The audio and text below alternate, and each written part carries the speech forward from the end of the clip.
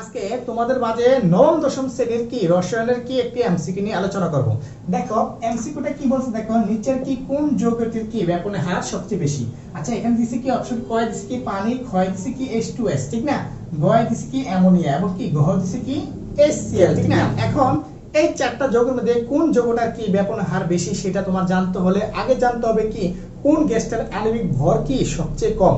যে যৌগটার কি আণবিক ভর সবচেয়ে কম সেই যৌগটার কি ব্যাপনের হার সবচেয়ে বেশি। এখন তোমার প্রথমে চয়েস হচ্ছে কি তুমি চারটা গ্যাসের কি আণবিক ভর হিসাব করবে। দেখো এখন আণবিক ভর যদি হিসাব করি, হাইড্রোজেনের কত 1 আর কি পারমাণবিক ভর আর এখন সাথে 2 প্লাস কত অক্সিজেনের পারমাণবিক ভর কত 16, তাহলে 2 একে 2 আর 16 যোগ করে কত 18। এখন যদি আমরা কি H2S এর মানে H2S এর কি আণবিক ভর বের করি, তাহলে কি হাইড্রোজেনের কত 1 ইনটু কত 2, তারপর কি প্লাস কত সালফারের কত 32, ঠিক না। তাহলে এখন 2 দুগুণ 2 একে 2 আর কি 32 এর যোগ করলে কত 34, ঠিক না। এখন যদি কি 3 নম্বর অপশনটা দেখি, নাইট্রোজেনের ভর হচ্ছে 14 প্লাস কত হাইড্রোজেনের ভর হচ্ছে কি 1 ইনটু কত 3, তাহলে এখন যদি আমরা গুণ করি 3 একে 3 আর 14 যোগ করলে কত 17, ঠিক না।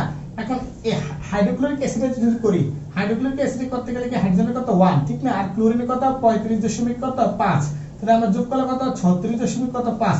তাহলে একটু খেয়াল করো এখানে এই চারটা অপশনের ভিতরে কোন যৌগটার কি আণবিক ভর সবচেয়ে কম পাইছি আমরা, ঠিক না। এখানে আমরা তৃতীয় অপশন যে গয়ের যে অপশনটা দেওয়া আছে সেটা হচ্ছে কি অ্যামোনিয়া, অ্যামোনিয়ার কি আণবিক ভরটা হচ্ছে সবচেয়ে কম, সেটা হচ্ছে 17। যেহেতু অ্যামোনিয়ার কি আণবিক ভর কম, তার মানে কি অ্যামোনিয়া যৌগটার কি ব্যাপনের হার সবচেয়ে বেশি। আশা করি ক্লাসটা বুঝতে পারছি।